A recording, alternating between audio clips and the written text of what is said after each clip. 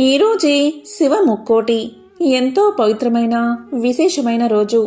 మార్గశిర మాసంలో ఆరుద్ర నక్షత్రం వచ్చిన రోజును శివ ముక్కోటిగా భక్తులు ఎంతో భక్తి శ్రద్ధలతో ఆ పార్వతీ పరమేశ్వరులను పూజిస్తారు. మరి ఎంతో పవిత్రమైన విశేషమైన ఈ రోజు ఈ కథను విన్నా, చదివినా, చెప్పినా, వినిపించినా జన్మల పాపాలు తొలగి కోటి జన్మల పుణ్యం వస్తుంది, సకల శుభాలు కలుగుతాయి. మరి ఆ కథ ఏంటో ఇప్పుడు ఈ వీడియోలో తెలుసుకుందాం. పూర్వం కావేరీ నది జలాలచే పవిత్రమైన చోళ దేశంలో ఒకానొక గ్రామం ఉండేది. ఆ గ్రామంలో ఒక గొప్ప శివభక్తుడు ఉండేవాడు. అతను భార్యతో కలిసి శివభక్తులకు సేవ చేయడమే పరమావధిగా సేవలు చేస్తూ ఉండేవాడు. శివభక్తులు భోజనం చేసిన తర్వాతే తాము భోజనం చేయాలి అనే వ్రతాన్ని పెట్టుకుని దాన్ని అనుసరిస్తూ ఉండేవారు. శివభక్తుల ముందు తాను ఒక చిన్నవాడిగా, సామాన్యుడిగా భావించి వారికి సపరిచర్యలు చేస్తూ రావడం వల్ల అతనికి చిరుతొండ నాయనార్ అనే పేరు లోకంలో ప్రసిద్ధమైంది. ఈ విధంగా భక్తుల సేవలో కాలం గడుపుతూ ఉండగా అతనికి ఒక కుమారుడు పుట్టాడు. అతనికి సిరియాల దేవుడు అనే పేరు పెట్టి అల్లారు ముద్దుగా పెంచుతూ వచ్చాడు నాయనర్. కైలాసవాసి అయిన పరమేశ్వరుడు చిరుతుండ నాయనార్ భక్తిని పరిచయం చేసి అతన్ని తన కరుణా కటాక్షలతో అనుగ్రహించాలి అనుకున్నాడు ఆ మహాశివుడు. దీంతో మహాశివుడు భైరవ యోగి వేషాన్ని ధరించి ఆ గ్రామానికి చేరుకున్నాడు. చిరుతొండ నాయనార్ ఇంటి ముందు నిలబడి భవతి భిక్షాందేహి, భవతి భిక్షాందేహి అని పలికాడు. వెంటనే చిరుతొండ నాయనార్ భార్య ఇంటి లోపల నుండి బయటకు వచ్చి, స్వామి, నా భర్త శివభక్తులకు ఆహారాన్ని సమర్పించిన తర్వాతే ఆహారాన్ని తీసుకుని నియమాన్ని కలిగినవారు. ఈరోజు భక్తులు ఎవరో మా ఇంటికి రానందున వాళ్ళను వెతుక్కుంటూ ఆయన బయలుదేరారు. వారు మిమ్మల్ని చూస్తే ఎంతో ఆనందిస్తారు. మీరు ఇంటి లోపలికి వచ్చి ఆశీనులు కండి అని ప్రార్థించింది. దీంతో భైరవ వేషధారి అయిన శివుడు ఇలా పలికాడు, నేను చిరుతొండ నాయనార్ని చూడ్డానికే ఇక్కడికి వచ్చాను. వారు లేనప్పుడు ఇంట్లోకి నేను రాను. ఇక్కడే గణపతి సారం దేవాలయం సమీపంలో ఉన్న అత్తి చెట్టు కింద కూర్చుని ఉంటాను.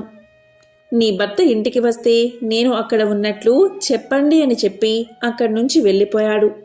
ఇక శివభక్తుల కోసం అన్వేషిస్తూ వెళ్లిన చిరుతొండ నాయనార్ ఎవరూ కనబడకపోవడం వల్ల నిరాశతో ఇంటిదారి పట్టాడు.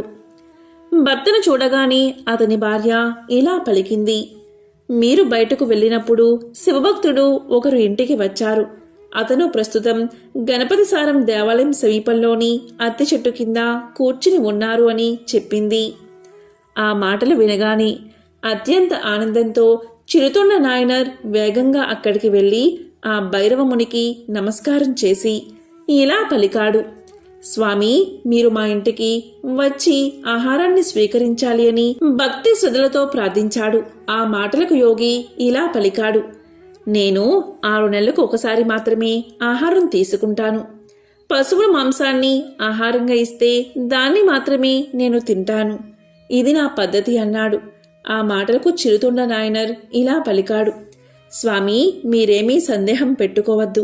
నా దగ్గర పశువులు, దున్నపోతులు, పొట్టేళ్లు, మేకలు మందలుగా ఉన్నాయి. వాటిలో మీకు ఏది కావాలని చెప్తే త్వరగా దాన్ని వండి మీకు ఆలస్యం చేయకుండా నేను వడ్డిస్తాను అని చెప్పాడు. దాంతో చిరుతొండ నాయనార్ ప్రేమపూర్వకంగా మాట్లాడడం విన్న శివయోగి ఇలా పలికాడు, చిరుతొండ నాయనార్, నేను తినడానికి అడిగింది నీవు అనుకున్నట్లు పశు మాంసం కాదు, మానవ మాంసాన్ని నేను అడిగాను. మానవ మాంసాన్ని మాత్రమే నేను ఆహారంగా స్వీకరిస్తాను. అది కూడా 5 సంవత్సరాలలోపు పసి బాలుడై ఉండాలి. శరీర అవయవాల్లో ఎలాంటి లోపము లేనివాడై ఉండాలి. అటువంటి మాంసాన్ని మాత్రమే నేను తింటాను. అంతేకాదు, ఆ పిల్లవాడు తల్లిదండ్రులకు ఒకే ఒక్క కొడుకై ఉండాలి. ఆ పిల్లవాణ్ణి తండ్రి నరుకుతూ ఉండగా తల్లి గట్టుగా పట్టుకోవాలి. ఇద్దరూ ఈ పని సంతోషంగా చెయ్యాలి. కంట్లో ఒక్క కన్నీటి బొట్టు కూడా కింద రాలకూడదు. ఎందుకంటే ఆ తల్లిదండ్రులు బాధపడితే ఆ పాపం నాకే చుట్టుకుంటుంది కదా. ఈ విధంగా వాడిన మాంసాన్ని నేను తింటాను అన్నాడు. ఆ మాటలకు చిరుతొండ నాయనర్ ఇలా పలికాడు. స్వామి, అదేమంత కష్టమైన పని కాదు. మీరు మా ఇంట్లో భోజనం చేయడం నా అదృష్టంగా భావిస్తున్నాను. నేను వెళ్ళి వంట చేస్తాను అని చెప్పి వేగంగా ఇంటికి తిరిగి వచ్చాడు నాయనర్. భర్త రాక కోసం ఎదురుచూస్తున్న నాయనర్ భార్య గుమ్మం ముందు ఎదురుచూస్తూ నిలబడి ఉంది. భర్తను చూడగానే ఆమె ఎంతో సంతోషించింది. వెంటనే భర్త భార్యతో ఇలా పలికాడు. శివయోగి మన ఇంట్లో భోజనం చేయడానికి సమ్మతించారు. ఒక చిన్న పిల్లవాడిని చంపి ఆ మాంసాన్ని వండి అతనికి వడ్డించాలి. అతను 5 సంవత్సరాలలోపు బాలుడై ఉండాలి అని జరిగిందంతా చెప్పాడు. ఇక భార్య భర్త మాటలకు సమ్మతించి ఆలస్యం చేయకుండా గురుకులానికి వెళ్ళిన తన కుమారుణ్ణి పిలుచుకురండి అని కోరింది. భార్య మాటలకు సంతోషించి నీలకంఠ నాయనర్ గురుకులానికి వెళ్ళి కుమారుణ్ణి ప్రేమతో భుజాల మీద ఎక్కించుకుని ఇంటికి చేరుకున్నాడు. ఇక తల్లిదండ్రులు ప్రేమతో చివరిగా కుమారుడికి స్నానం చేయించారు. తలదువ్వి కొత్త బట్టలు తొడిగి చక్కగా అలంకరణ చేశారు. శివభక్తుడికి మాంసం చెయ్యాలని చెప్పి తల్లి కుమారుడైన సిరియాల దేవుణ్ణి కాళ్లను చేతులను తన 2 చేతులతో గట్టిగా పట్టుకోగా చిరుతొండ నాయనర్ కత్తితో దేహాన్ని ఖండించడం ప్రారంభించాడు. తల్లిదండ్రులు సంతోషంగా చేస్తున్న ఈ పనులు చూసి కుమారుడైన సిరియాల దేవుడు కూడా సంతోషంగా చిరునవ్వును చిందించాడు. ఇక చిరుతొండ నాయనర్ తలమాంసం వంటకు పనికిరాదని భావించి దాన్ని భద్రపరచమని చెప్పి మిగిలిన శరీర భాగాలను వేరువేరుగా వంటలుగా వండి ఆహారాన్ని సిద్ధం చేశాడు. ఇక చిరుతొండ నాయనర్ సంతోషంగా భైరవయోగి ఉన్న చోటకు వెళ్ళి నమస్కారం చేసి, స్వామి, మీరు కోరినట్లుగా ఆహారాన్ని సిద్ధం చేశాము, భోజనానికి దయచేయండి అంటూ అతన్ని భోజనానికి ఆహ్వానించాడు. విశాలమైన అరటి ఆకును శివయోగి ముందు పరిచి వండిన వంటకాలను వరుసగా వడ్డించారు. వాటిని చూసిన శివయోగి ఇలా పలికాడు. నేను చెప్పిన విధంగా శరీరంలోని అన్ని భాగాలను వండారా అని ప్రశ్నించాడు. ఆ మాటకు ఆ దంపతులు ఇలా అన్నారు. తలమాంసాన్ని మీరు తినరని భావించి దాన్ని మాత్రం వండకుండా వదిలేశాము అని చెప్పారు. దానికి శివయోగి, అయ్యో, ఎంత పని చేశారు, నేను ఇష్టంగా తినేదే తలమాంసం అనగానే ఆ దంపతులు ఎంతో బాధపడి తలను రోట్లో వేసి దంచి మాంసంగా వండి వడ్డించారు. అప్పుడు భైరవయోగి మరొక నిబంధన పెట్టాడు. అది ఏంటి అంటే, నాకు ఒంటరిగా కూర్చుని తినే అలవాటు లేదు. మీకు కొడుకు ఉంటే అతన్ని పిలవండి, నాతో కలిసి భోజనం చేస్తాడు అని ఆజ్ఞాపించాడు. అతను ఎక్కడా లేడని చిరుతొండ నాయనర్ చెప్పగా యోగి ఇలా అన్నాడు. లేదు, నీ కొడుకు ఇక్కడికి వస్తేనే నేను భోజనం చేయడానికి సాధ్యమవుతుంది. కాబట్టి నీ కుమారుణ్ణి గట్టిగా పిలవమని చెప్పాడు. ఆ విధంగా దంపతులు శివయోగి చెప్పినట్లు గట్టిగా సిరియాల దేవుణ్ణి పిలవగాని సిరియాల దేవుడు గురుకుల ఆశ్రమం నుంచి వస్తున్నట్లుగా పరిగెత్తుకుంటూ వచ్చాడు. ఇక తల్లి తన కొడుకు రావడం వల్ల అతన్ని ఆలింగనం చేసుకుని భర్త చేతులకు అందించింది. కొడుకు రావడం వల్ల ఇక శివభక్తుడు ఆహారాన్ని స్వీకరించాడు. వెంటనే భైరవ రూపంలో ఉన్న పరమేశ్వరుడు అదృశ్యమయ్యాడు. వెంటనే శివపార్వతులు అక్కడ ప్రత్యక్షమై వారి భక్తికి మెచ్చి ఆ ముగ్గురికి శివ సాన్నిధ్యాన్ని కలిగించారు. ఎంతో పవిత్రమైన విశేషమైన ఈ కథను ఈరోజు విన్నా, చదివినా, చెప్పినా, వినిపించినా సకల శుభాలు కలుగుతాయి. జన్మల దోషాలు తొలగి కోటి జన్మల పుణ్యం వస్తుంది. శివభక్తుడికి సంబంధించిన మరొక విశేషమైన కథను ఇప్పుడు తెలుసుకుందాం. చిదంబరానికి చెందిన తిరు నీలకంఠర్ కులం మరియు వృత్తిరీత్యా కుమ్మరి. శివభక్తుల పట్ల కూడా ఆయనకి అత్యంత గౌరవం ఉండేది. నీలకంఠ నాయనర్ మట్టితో అందమైన భిక్ష పాత్రలు చేసి వాటిని శివభక్తులకు ఉచితంగా అందించేవాడు. ఈ విధంగా భార్యతో కలిసి ఆనందంగా ఆదర్శవంతమైన గృహ జీవితాన్ని గడిపేవాడు. మహాశివుడు లోకాలను రక్షించడానికి గరళాన్ని మింగి నీలకంఠుడు అయినట్లుగా ఎప్పుడూ కూడా శివుణ్ణి నీలకంఠుడిగా ప్రార్థించేవాడు. అందుకే ఆయన్ని ప్రతి ఒక్కరూ కూడా నీలకంఠ నాయనర్ అని పిలిచేవారు. ఇన్ని మంచి గుణాలున్న ఒక రోజున కామానికి వసుడై ఒక పొడుపుగత్తి ఇంటికి వెళ్ళాడు. ఇంటికి రాగానే అతని భార్య ఈ విషయాన్ని పసిగట్టింది. హృదయం వేధిస్తున్నా దాన్ని బయటపడనీయక భర్తకు యోగ్యురాలైన భార్యగా సేవ చేస్తూనే దాంపత్య సమాగమాన్ని మనసులోనే వెలివేసింది. నాయనారుకు ఆమె చర్యలు అర్థం కాలేదు. ఒక రోజున కోరికతో ఆమెను సమీపించబోగా ఆమె నీలకంఠుడిపై ఆన పెట్టింది. ఆయన పేరుతో మిమ్మల్ని అడుగుతున్నాను, మమ్మల్ని తాకకండి. ఆమె మమ్మల్ని అనింది కాబట్టి నీలకంఠ నాయనర్ లోకంలో ఏ స్త్రీని తాకకూడదని నిశ్చయించుకున్నాడు. పరమశివునిపై ఆయనకు అంత అనన్య ప్రేమ. ఈ విధంగా ఒకరినొకరు తాకకుండా జీవించడం మొదలుపెట్టారు. దీని గురించి బయట ప్రపంచంలో ఎవరికీ ఏమీ తెలియదు. సంవత్సరాలు గడుస్తున్నాయి. భార్యాభర్తలు వృద్ధులు కూడా అయిపోయారు. దీంతో ఆ మహాశివుడికి వారి ఔన్నత్యం లోకానికి చాటాలి అనిపించింది. అందుకని ఒక శివయోగిగా రూపుదాల్చి నీలకంఠ నాయనర్ ఇంటికి వీచేశాడు మహాశివుడు. నీలకంఠ నాయనర్ సాదరంగా తన ఇంటిలోకి ఆహ్వానించాడు. సపర్యలు చేశాడు. యోగి ఒక భిక్షపాత్రను నీలకంఠ నాయనార్కిచ్చి ఇలా పలికాడు. నీలకంఠ నాయనర్, నేను మరలా వచ్చే వరకు దీన్ని జాగ్రత్తగా ఉంచు. ఇది నాకు అత్యంత విలువైనది. దీన్ని తాకినంతనే ప్రతి వస్తువు కూడా పవిత్రం అయిపోతుంది. అందుకని జాగ్రత్తగా కాపాడు అని చెప్పి ఆ భిక్షపాత్రను నీలకంఠ నాయనర్కి ఇచ్చి తన దారిన తాను వెళ్ళిపోయాడు. నీలకంఠ నాయనర్ ఆ భిక్షపాత్రను చాలా జాగ్రత్తగా చూసుకునేవాడు. చాలా కాలం గడిచిన తరువాత ఒక రోజున శివయోగి తిరిగి వచ్చి నీలకంఠ నాయనర్ను ఆ భిక్షపాత్ర గురించి అడిగాడు. శివయోగి దాన్ని మాయం చేసి ఆ పాత్రను తెచ్చి ఇమ్మని నీలకంఠ నాయనర్ను అడిగాడు. నీలకంఠ నాయనర్ ఇల్లంతా వెతికాడు. ఆ పాత్ర ఎక్కడా కనిపించలేదు. అది ఏదో మాయగా ఉంది. సిగ్గుపడ్డాడు నీలకంఠ నాయనర్. భయంతో వణుకుతూ శివయోగి పాదాలపై పడ్డాడు. ఆ పాత్ర ఎక్కడా కనిపించడం లేదు అని వాపోయాడు. దీంతో యోగికి విపరీతంగా కోపం వచ్చింది. దాంతో నీలకంఠ నాయనర్ను నీవు దొంగవి అని, మోసగాడివి అని నిందించాడు. నీలకంఠ నాయనర్ ఆ పాత్ర కన్నా విలువైన పాత్ర ఇస్తాను అన్నాడు. దానికి శివయోగి ఒప్పుకొనలేదు. పదే పదే శివయోగికి తాను ఆ పాత్రను దొంగలించలేదని, ఏదో మాయగా అది కనిపించడం లేదని, అది ఎలా మాయమైందో తనకు అర్థం కావడం లేదని చెప్పాడు నీలకంఠ నాయనర్. అప్పుడు శివయోగి ఇలా పలికాడు. నీవు చెప్పేది నిజమే అయితే నీ భార్య చెయ్యి పట్టుకుని ప్రమాణం చెయ్యి అని అడిగాడు. నీలకంఠుడిపైన ఆన పెట్టడం వల్ల నీలకంఠ నాయనర్ దానికి ఒప్పుకోలేదు. అతని అనంగీకారం నీలకంఠ నాయనర్ యొక్క దోషాన్ని చూపుతుందని శివయోగి పలికాడు.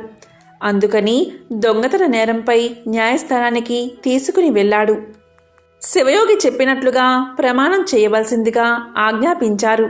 నీలకంఠ నాయనర్ తన భార్య ఒక కర్రను, ఇద్దరూ చెరుకా కొన పట్టుకుని చెరువులో మునగబోయారు. కానీ యోగి వారిద్దరూ కర్రను పట్టుకుని కాకుండా చెయ్యి పట్టుకుని నీటిలో మునగాలి అన్నాడు. నిజం నిరూపణ కొరకు ఒకరి చెయ్యి ఒకరు పట్టుకుని నీట మునగాలని ఆదేశించారు. నీలకంఠ నాయనర్ తన ఆన గురించి ఇక నిజం దాచలేకపోయాడు. దీంతో అతను భార్యాభర్తల మధ్య జరిగింది దేవుడి మీద ఆన గురించి వెల్లడించి తాను తన భార్య చేతిని తాకజాలనని విన్నవించాడు. ఈ విధంగా చెప్పి ఇద్దరూ కర్రను చెరొక కొన పట్టుకుని నీటిలో మునిగారు. అంతే, ఒక విచిత్రం జరిగింది. ఇద్దరూ నీట మునిగి బయటకు లేవగాని వారిద్దరూ రూపవసులైన యవ్వనవంతులుగా మారిపోయారు. శివయోగి అంతర్ధానమైపోయాడు. వెంటనే పార్వతీ పరమేశ్వరులు అక్కడ ప్రత్యక్షం అయ్యారు. అప్పుడు వారు ఇలా పలికారు. మీరు అత్యంత సంయమనంతో భక్తితో జీవనం జరిపిన పుణ్య విశేషంచే మీరిద్దరూ నిరంతరం యవ్వనవంతులుగా నా లోకంలో శాశ్వతంగా నివసించండి అని వారిని తమ లోకానికి తీసుకుపోయారు.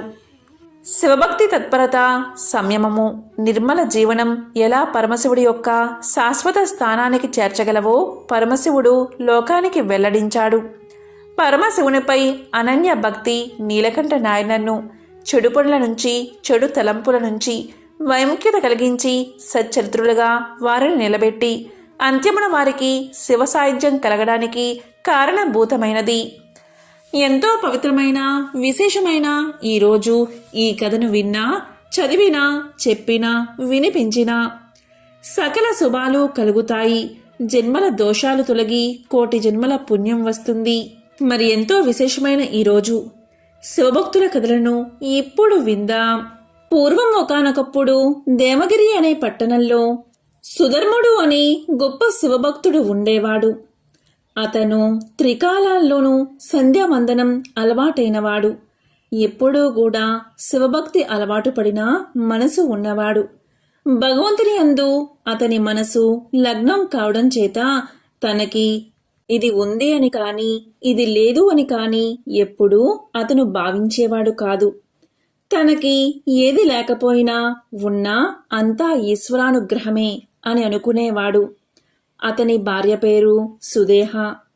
మహా సౌశీల్యవతి, భర్తను దైవంగా భావించే మహా ఇల్లాలు. ఇలా ఉండగా వీరిద్దరికీ సంతానం కలగలేదు. దీనితో సుదేహ ఎంతో బాధపడుతూ ఉండేది. భార్య బాధను చూసిన సుధర్ముడు ఇలా పలికాడు: సుదేహ, ఎవరు ఎవరికి తల్లిదండ్రులు, ఎవరు ఎవరికి బిడ్డలు, ఎవరి స్వార్థం వారిది. అటువంటి బిడ్డల కోసం ఎందుకు నీకీ అలజడి? ఈ సంబంధాన్ని ఈశ్వరుడి మీద పెట్టు. నీవు తరిస్తావు, నీతో పాటు నేను కూడా. ఈ బిడ్డలు సంసారం మనం తరించడానికి ప్రతిబంధకాలు. అందుకని మరో ఆలోచన లేకుండా ఈశ్వరుని యందు మనసు పెట్టు అని చెప్పాడు సుధర్ముడు.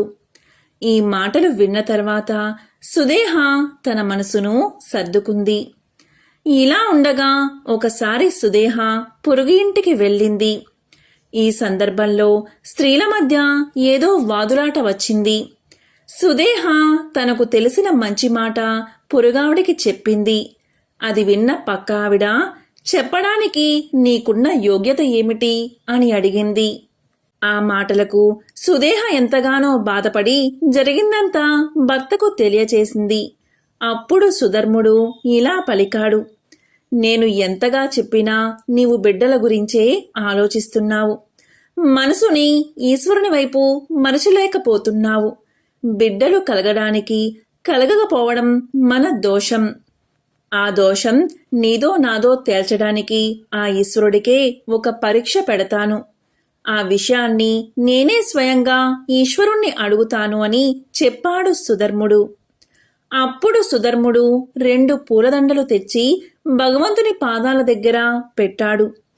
2 పువ్వులు పెట్టి శివుడికి ఒక విజ్ఞాపన చేశాడు. ఒకవేళ నాయందు బిడ్డలు పుట్టడానికి దోషం ఏదైనా ఉంటే ఆవిడ ఈ దండ పట్టుకుంటుంది.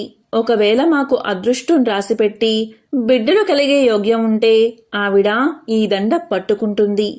ఈశ్వరా, నీ నిర్ణయాన్ని నువ్వే మాకు తెలియచెయ్యాలి అని నమస్కారం చేసుకుని భార్యతో ఇలా పలికాడు: సుదేహ, ఈ 2 దండల్లో ఒకదాన్ని పట్టుకో అన్నాడు.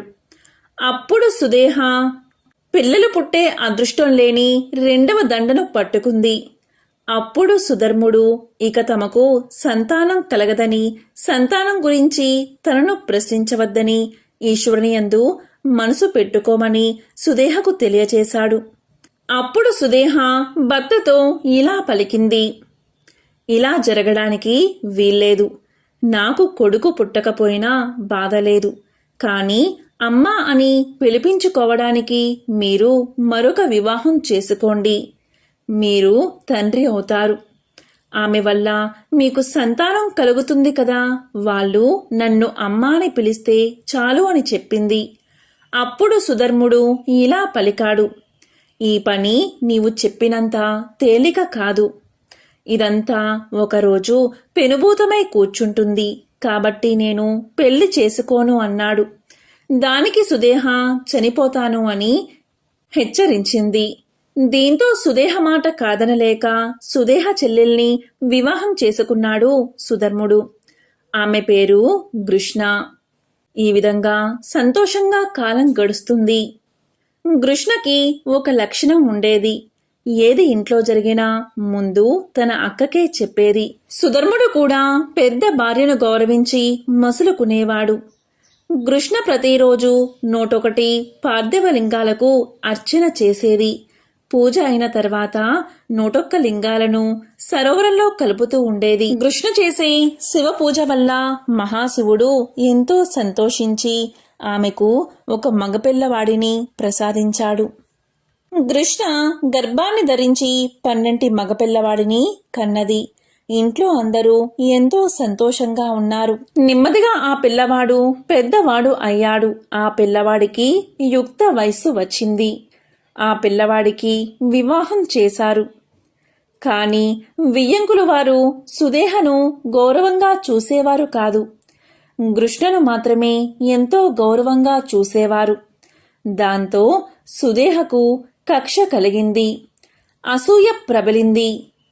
కృష్ణకు కొడుకు ఉండడం వల్లే కదా నన్ను కొడుకులు లేని కారణంగా ఇంత చులకనగా చూస్తున్నారు అని భావించి ఆ కొడుకే లేకపోతే తన చెల్లెలు ఎంత బాధపడుతుందో, ఆమె ఏడుస్తూ ఉంటే నా కోపాగ్ని చల్లారుతుంది అని భావించింది సుదేహ.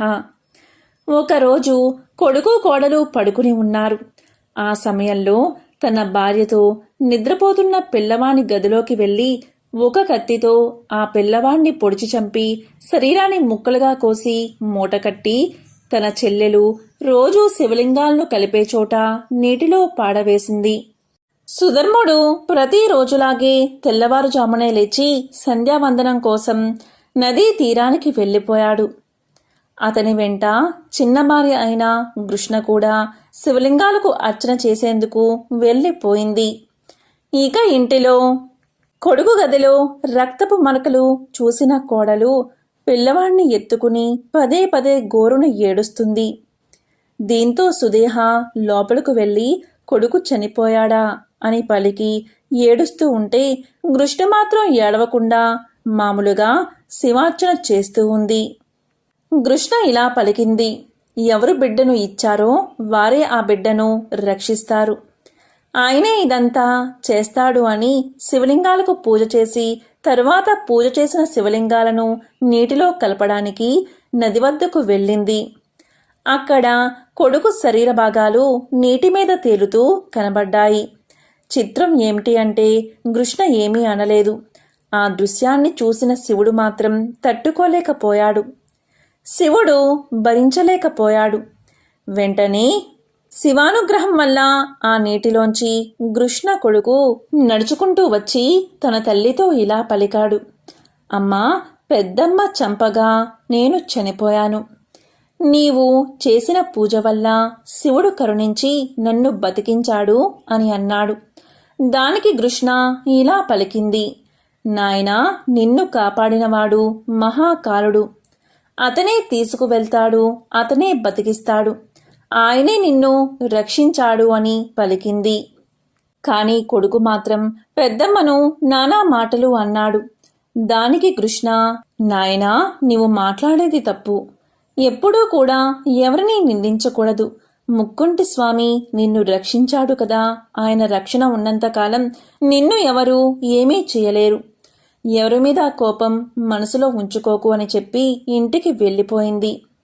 ఇది కూడా శివుడు భరించలేకపోయాడు. అప్పుడు శివుడు 3 కనులతో త్రిశూలం పట్టుకుని, కృష్ణ, ఈ త్రిశూలంతో నీ అక్కను పొడిచేస్తాను అన్నాడు. దానికి కృష్ణ ఇలా పలికింది, వద్దు స్వామి, వద్దు అని. దానికి ఈశ్వరుడు, నీ కొడుకును చంపింది కదా, అందుకే ఆమెను చంపేస్తాను అన్నాడు. అప్పుడు కృష్ణ మహాశివుణ్ణి పలుపరి విధాలా స్తుతించి, స్వామి, దీనివల్లే కదా నీవు ఎంత ఉదారుడవో లోకానికి తెలిసింది. నా కొడుకుని ఎవరు చంపారో లోకానికి తెలిస్తే ఎంత, తెలియకపోతే ఎంత. నిన్ను నమ్మిన వారికి నాశనం లేదని లోకాలంటికీ తెలుసు. కాబట్టి ఈశ్వరా, నీ పాదాలయందు నాకు ఎల్లప్పుడూ భక్తిని కలిగేలా చెయ్యి. మా అక్క వల్లే కదా నాకు కొడుకు కలిగాడు, మా అక్క వల్లే కదా నాకు నీ యందు భక్తి కలిగింది, కాబట్టి మా అక్క తప్పును క్షమించు అని వేడుకుంది. దానికి మహాశివుడు ఇలా పలికాడు, సరే కృష్ణ, ఎలాగూ సాక్షాత్కరించాను కదా, ఏదైనా వరం కోరుకో, తీరుస్తాను అన్నాడు. దానికి కృష్ణ ఇలా పలికింది, స్వామి, నేను ఏ నదిలో అయితే నీ 101 శివలింగాలను కలుపుతానో ఆ చోట నీవు జ్యోతిర్లింగ స్వరూపుడిగా వెలుగు పొందు అని నమస్కారం చేసింది. కృష్ణ ప్రార్థన మేరకు మహాశివుడు కరుణించి ఇలా పలికాడు, సరే అలాగే చేస్తాను, నీ కోరిక మేరకు ఆ ప్రదేశంలో జ్యోతిర్లింగంగా మారుతాను, నీ పేరు మీద కృష్ణేశ్వరుడు అనే పేరుతో వెలుస్తాను, నీవు నా గొప్ప భక్తురాలవు. ఇక్కడకు వచ్చిన భక్తులందరూ నీ చరిత్ర తెలుసుకోవాలి, నీ చరిత్ర జ్ఞాపకం తెచ్చుకోవాలి. జీవితంలో ఒకసారైనా నీ కథను విన్నవారికి వారి ఇంట్లో సకల శుభాలు కలుగుతాయి, కష్టాలు బాధలు తొలగిపోతాయి. కాబట్టి నిన్ను తప్పనిసరిగా తలుచుకోవాలి. నా పేరు ఈశ్వరుడు కాదు, ఇక్కడ కృష్ణేశ్వరుడై వెలుస్తాను అని చెప్పాడు మహాశివుడు. ఇంకా ఇలా పలికాడు, కృష్ణ, నీ యొక్క తరతరాల వారు నీ వంశంలో అందరూ మహాభక్తులు అవుతారు. నీ అక్కకు గల దుర్బుద్ధిని తీసేసి ఆమెకు సద్బుద్ధిని కలిగించాను. ఈ రోజు నుంచి ఆమె కూడా నా మహాభక్తురాలు అని పలికి స్వామి అదృశ్యమయ్యాడు. కాబట్టి ఈశ్వరుణ్ణి నమ్మిన వారికి ఎన్నడూ లోటు ఉండదు. నంది శివుడి వాహనం. శివుడు ఎటు వెళ్ళినా నందిని తీసుకెళ్తాడు. ఇది మనందరికీ తెలిసిన విషయమే. అయితే అసలు నందికి కైలాసంలో శివుడితో పాటు ఉంటూ శివుడికి వాహనంలా మారే అదృష్టం ఎలా వరించింది? ఇది తెలియాలంటే ఈ కథ తెలుసుకోవాల్సిందే. ఆ కథ ఏంటి అంటే, పూర్వం శిలాద అనే మునీశ్వరుడు ఉండేవాడు. ఆయనకు పిల్లలు లేరు. దీంతో శివుణ్ణి తలుచుకుంటూ తపస్సు చేయడం మొదలుపెట్టాడు శిలాద. శివుని భక్తిలో మునిగిపోయి కొన్నేళ్ల పాటు తపస్సు చేస్తూనే ఉండిపోయాడు. శిలాద భక్తికి మెచ్చిన శివుడు శిలాద ముందు ప్రత్యక్షమై శిలాద అని పిలిచాడు. శివుని స్వరం విని శిలాద చిన్నగా కళ్ళు తెరిచి చూశాడు. కళ్ళెదుట సాక్షాత్తు శివుడే ఉండడంతో శిలాద ఆనందానికి అవధులు లేకుండా పోయాయి. తన మాటలు ఆనంద బాష్పాల రూపంలో బయటకు వచ్చాయి. అప్పుడు శివుడు శిలాద వైపు చూస్తూ ఇలా పలికాడు, శిలాద, నీకేం వరం కావాలో కోరుకో అన్నాడు. అప్పుడు శిలాద ఇలా చెప్పాడు, స్వామి, నాది ఒకే ఒక కోరిక. నాకు పిల్లలు లేరు. నాకో బిడ్డను వరంగా ప్రసాదించు అని అడిగాడు. అప్పుడు శివుడు శిలాద వైపు చూస్తూ చిరునవ్వుతో ఇలా అన్నాడు, నీ కోరిక త్వరలోనే నెరవేరుతుంది అని చెప్పి అదృశ్యమయ్యాడు. ఒకవైపు శివుడి దర్శనం, మరొక వైపు శివుడి వరం. ఇంకేముంది, శిలాద ఆనందంగా ఇంటికి వెళ్ళాడు. శివుణ్ణి, శివుడి రూపాన్ని తలుచుకుంటూ నిద్రపోయాడు. మరుసటి రోజు శిలాద పొలానికి వెళ్ళి పొలం దున్నబోతూ ఉండగా ఒక పసిబిడ్డ కనిపించాడు. సూర్యుడిలా మెరిసిపోతున్న ఆ బిడ్డను దగ్గరకు తీసుకుని అలాగే చూస్తూ ఉండిపోయాడు శిలాద. ఇంతలో ఆకాశవాణి ఇలా పలికింది, శిలాద, ఆ బిడ్డను తీసుకెళ్లి పెంచి ప్రయోజకుణ్ణి చెయ్యి అని వినిపించింది. అప్పుడు శిలాద ఆనందంగా ఆ బిడ్డను తీసుకువెళ్ళాడు. ఆ బిడ్డకు నంది అనే పేరు కూడా పెట్టాడు. నంది చాలా తెలివైన అబ్బాయి. ఎలాంటి విషయాన్నైనా సులువుగా నేర్చుకోగలడు. నంది తెలివితేటలు, ప్రవర్తన పట్ల శిలాద చాలా సంతోషంగా ఉన్నాడు. శివుని వరాన నంది శిలాద ఇంట్లో అడుగుపెట్టడంతో శిలాదకు సంవత్సరాల రోజుల్లాగా సంతోషంగా గడిచిపోయాయి. కొన్నేళ్ల తర్వాత మిత్ర, వరుణ అనే ఇద్దరు సాధువులు శిలాద ఇంటికి వచ్చారు. శిలాద వారిని సాదరంగా ఆహ్వానించి అతిథి మర్యాదలు చేశాడు. అంతేకాదు, వారిని తన ఇంట్లో విశ్రాంతి తీసుకోవాలని కోరాడు. దానికి సాధువులు అంగీకరించారు. శిలాద వెంటనే నందిని పిలిచి, వీరు ఇక్కడున్నంత కాలం ఏ లోటు రాకుండా జాగ్రత్తగా చూసుకోమని చెప్పాడు. నంది తన తండ్రి శిలాద చెప్పినట్లే ఇద్దరు సాధువులను చాలా బాగా చూసుకున్నాడు. 2 రోజుల తర్వాత ఇద్దరు సాధువులు తమ ప్రయాణాన్ని తిరిగి కొనసాగించడం కోసం శిలాద ఇంటి నుండి బయలుదేరారు. వారు వెళ్తూ శిలాదని, నందిని దీవించారు. ముందుగా శిలాదని ఆయురారోగ్యాలతో కలకాలం సంతోషంగా జీవించు అని దీవించారు. తరువాత నంది సాధువు పాదాలకు నమస్కారం చేశాడు. సాధువులు నంది వైపు విచారంగా చూస్తూ, జాగ్రత్తగా ఉండు, నీ తల్లిదండ్రులకు, గురువులకు మంచి పేరు తీసుకురా అని దీవించి వెళ్ళిపోయారు. నందిని దీవించే సమయంలో సాధువులు విచారంగా ఉండడం గమనించిన శిలాద వారు వెనుకే కంగారుగా పరిగెత్తుకుంటూ వెళ్ళాడు. వారి ముందు నిల్చుని ఆయాసపడుతూ, మీరు నా కుమారుణ్ణి దీవించే సమయంలో విచారంగా ఉన్నారు ఎందుకు? ఏదైనా జరగరానిది జరగనుందా అని అడిగాడు. అప్పుడు మిత్ర శిలాద వైపు బాధగా చూస్తూ, నీ కుమారుణ్ణి దీర్ఘాయుష్మాన్ భవ అని దీవించలేము అన్నాడు. ఆ మాట విని శిలాదకి ఏమీ అర్థం కాక, నా కుమారుడికి ఏం జరగబోతుంది అని బాధగా అడిగాడు. అప్పుడు వరుణ శిలాద వైపు చూసి ఇలా చెప్పాడు, నీకు ఈ విషయం చెప్పాలంటే బాధగా ఉంది, కానీ చెప్పక తప్పడం లేదు. నీ కుమారుడు పూర్ణాయుష్కుడు కాదు అని చెప్పాడు. అది విని శిలాద ముఖం ఒక్కసారిగా విషాదంగా మారిపోయింది. ఎన్ని రోజులు నందే తన ప్రపంచం అనుకున్నాడు. కానీ ఇప్పుడు ఆ నంది దూరమవుతున్నాడని తెలిసి కుప్ప కూలిపోయాడు శిలాద. సమయం గడుస్తుంది, కానీ తాను మాత్రం బాధతో అక్కడే ఆగిపోయాడు. కాసేపటికి అక్కడి నుండి లేచి గుండె నిండా బాధతో అడుగులో అడుగు వేసుకుంటూ ఇంటికి చేరుకున్నాడు. నంది శిలాదను చూసి ఏదో జరిగిందని అర్థమై కంగారుగా, ఏమైంది నానా అని అడిగాడు. శిలాద బాధగా సాధువులు చెప్పిన విషయం గురించి చెప్పాడు. అది విని నంది భయపడతాడేమో అనుకున్నాడు. కానీ నంది మాత్రం నవ్వుతూ, సాధువులు చెప్పింది విని భయపడుతున్నావా అని అడిగాడు. శిలాదకి ఏమీ అర్థం కాక ఆశ్చర్యంతో నందిని చూస్తూ ఉండిపోయాడు. అప్పుడు నంది ఇలా పలికాడు, నానా, నువ్వు శివుణ్ణి చూశానని చెప్పావు. శివుణ్ణి చూసిన వారు ఇలా సాధువులు చెప్పిన దానికి భయపడరు. నిజంగా నేను మరణించాలి అని రాసుంటే ఆ రాత శివుడు మార్చగలడు. ఆయన గొప్ప దేవుడు. ఆయన ఏదైనా చెయ్యగలడు. మనం ఆయన్ని పూజిస్తున్నాం. మనకి ఏదైనా జరిగితే ఆయన చూస్తూ ఊరుకుంటాడా అని అడిగాడు. నంది మాటలకు శిలాద అలాగే చూస్తూ ఉండిపోయాడు.